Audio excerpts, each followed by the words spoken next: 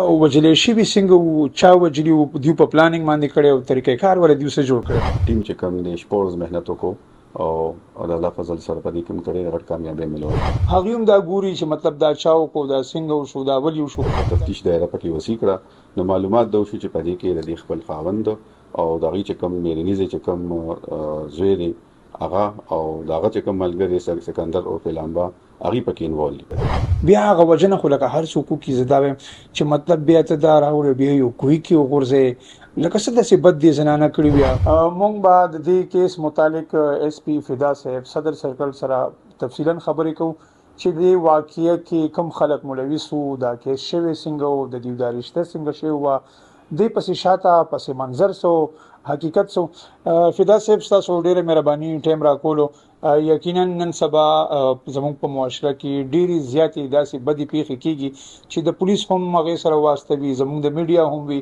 او نور خلک چې کوم روزانه دا واقعیات په سوشل میډیا باندې ګوري هغوی هم دا ګوري چې مطلب دا چا وکړو، دا څنګه وشو، دا ولې وشو. دا تفصیلات لږ راسره شیر کړئ. دا ووایي دا زنانه او دا ماشوم د دوی شناخت په څه نومونو باندې شوی؟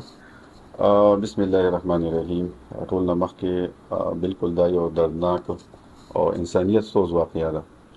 او دا به طور چیلنج مونږ واغستو. په دې کې مونږ ټیم چې کوم دی شپږ ورځې محنت وکړو او د الله فضل سره په دې کې موږ ته ډېره غټ کامیابي ملو شوې. د دې زنانه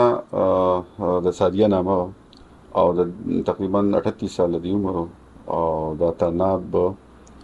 چمکنو سره د تعلق شپږ کالو ماشوم او سرباز نامه و. اچھا دا وای دا وجلې شوي څنګه وو، چا وجلي وو، دوی په پلانینګ باندې کړی او طریقې کار ولې دوی څه جوړ کړی؟ دا خو موږ ته اطلاع ملو شوه سهار ټیم کې چې دغه شانتې یو ښځه او ماشوم چې کوم دی د هغې لاشونه په یو کوی کې پراته دي. اطلاع موږ ته چې ملو شوه موږ لاړو، هغه موږ ته موقع نه واقع د هغې لاشونه هلته پراته وو. په موقع باندې موږ کرایم سین چې کوم ټیم دی هغه هم کال کو، ریسکیو 1122 هم کال کو، هغې په مدد سره دا مړي موږ هغه ځای نه راوباسل او په دې کې چې کوم دی موږ تفتیش شروع وکړو. چې کوم هغه وخت کې فرد صورتحال هغه موږ تیار کړه، پوسټ مارټم له مو لیږل او چې څه شواهد وو هغه ځای نه اوچت کړل. خو هغه وخت کې موږ ته څه کلو نه وه، څه معلومات راتلو چې دا څوک دي، د کوم ځای نه راغلي دي، چا مړه کړي دي. بهرحال چې موږ تفتیش دایره پکې وسیع کړه، نو معلومات دا وشو چې په دې کې د دې خپل خاوند او د هغې چې کوم میرنیز چې کوم زوی دی هغه او د هغه چې کوم ملګری سکندر او پیلامبا هغې پکې انوالو دي په دې کې. دا ووایه سر چې زیاتره خو دې خلکو کړې ده یو بده پیښه، د دې مسمات چې کومه د جنۍ یادېږي او د حکیم خان یادېږي، د دوی دا رشته څنګه شوې وه؟ دا خو کوټ میرج د دې شو او دا الریډي میریډ وو، مخکې دې ته بیا ډایورس شو، د هغې نه پس بیا دا د دې ښځې هم دا سیکنډ میریج و او تقریبا 2 میاشتې مخکې دې واده شو. دا مخکې شیخ پوره کې واده و. دا زوی چې کوم دی دا د هغه مخکې پریویس هزبینډ و. فدا صاحب دا راته ووایي مطلب دا کومه دا بده پیښه دغه شوې ده، دې شاته پسې منظر څه شی دی چې مطلب دومره په بې دردۍ سره وجل؟ بیا هغه وجه نه خو لکه هر څوک وکړي، زه دا وایم چې مطلب بیا ته دا راوړې بیا یو کوی کې وغورځې لکه څه داسې بد دې زنانه کړي بیا. نو په دې وخت کې چې اوس کوم ته تفتیش کې کومې خبرې مخې ته راغلي دي، په دې کې خو معنی دا ده چې دا د دې چې کوم زوی دی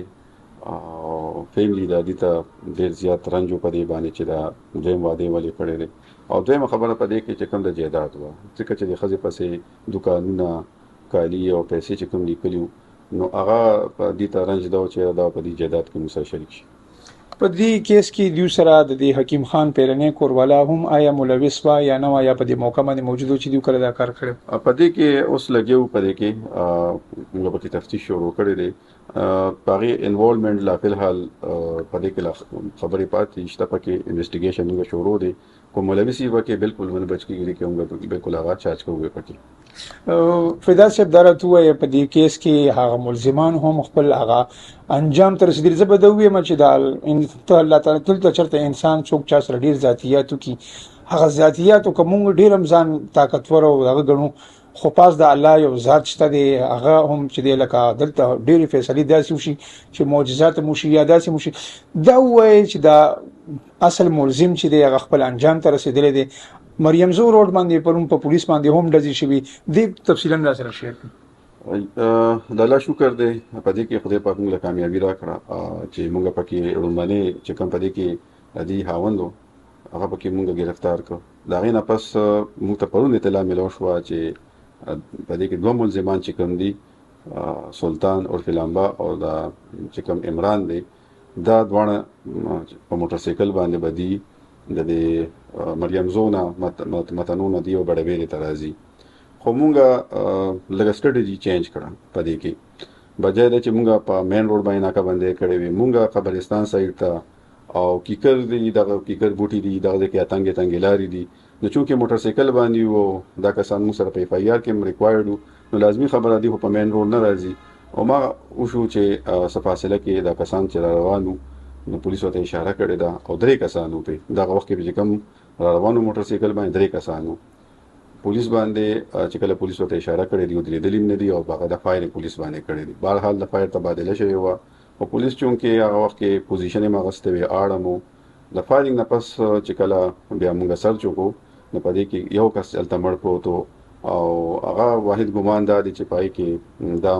د دې کسانو د خپل فایرینګ نه دا مړ شوی دی که نه فایرینګ شروع پای کې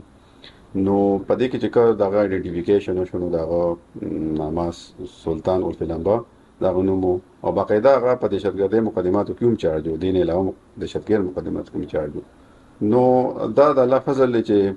موږ ته خدای پاک کامیابي راکړه خپل انجام ته ورسېد او انشاءالله په دې کې یو ملزم پاتې دی پای کې هم زموږ ټیمونه لګیا دي ټیکنیکل ټیم لګیا دی موږ باقاعده په دې کې چاپیم شروع کړي دي انشاءالله کې خدای پاک کامیابي راکړي فدا صاحب اوورال یو معاشرتي او میسج زموږ د کتونکو ته دا ورکړي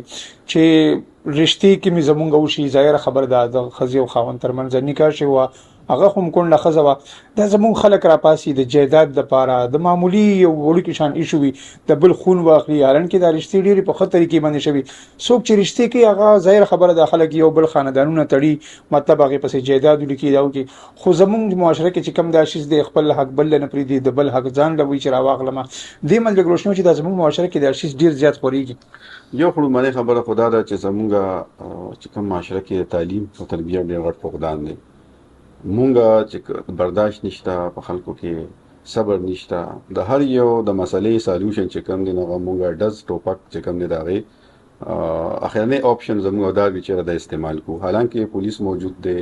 زموږ ډي آر سی دا زموږ مشران دي هدایت هم تکړی دي چې په دې کې تاسو د خلکو مسلې حل کړئ نو پکار دي چې دغه شان مسلې راشي پکار چې پولیس ته اپروچ وکړي او پولیس په نگرانی کې دا مسلې دي حل شي نو یو په دې کې پکار دي چې په دې کې مشران خپل رول ادا کړي د معاشري خپل چې څومره مشران دي په دې کې رول ادا کړي او بل خبره ده چې کله تاسو داسې رښتې پکار دي چې داسې رښتې کیږي نو هغه افهام تفهیم سره کیږي باقاعده اعتماد کې خپل فیملی وال چې دویم واده کې پکار چې خپل فیملی ته اعتماد کې واخلي دا غي نه پس بیا داسې کې او پکار هم دا په دې کې چې را بیک ګراوند سټډي کول پکار دي چې کله ته لور خور ورکې نو پکار دي چې هغه فیملی بیک ګراوند هغه ته سټډي کې چې د پریویس هیستوري څنګه پاتې ده بالکل پړسترګو باندې رښتینی ورکول پکار کتونکو تاسو د فدا صاحب د تجربه په کیس حواله سره د تفصيلاتو حواله سره دا کوم واقعي چې دا یقینا پولیس په دې کې غټه کامیابی ترلاسه کړې ده دغه مقدمات خو عدالتونو ته هم لاړ شي خو د شي چې مطلب دوا کورنۍ چې دا انتهایی پازاب وي په داسې مسلو په داسې لانجو کې حل وی چې لکه سحر وختي به برازي کچرو ته به وکیل نيسي او بیا په کې څه خلک جیل نتیجې خو د ټول هر څه چې رودريږي د دې ټول یو حل صرف دغه جوړیږي چې زموږ معاشره کې په مونږ کې برداشت کمې دي په مونږ کې د علم د الله او د الله د رسولنا لارو نه مونږ خپل زو او خپل فیصله په دې کې چې زبر د ډزو کوم د مخکې بوله مو دا مسله به حل شي زبو تختېږم خو زبویم چې زموږ د پولیس چارواکي دا نه چرته وددي نه چرته تللی دي د دیو په دغه علاقو کې هر رقم د خلکو د ګنده سړي د هر کوچره سړي د هغه ماده دیو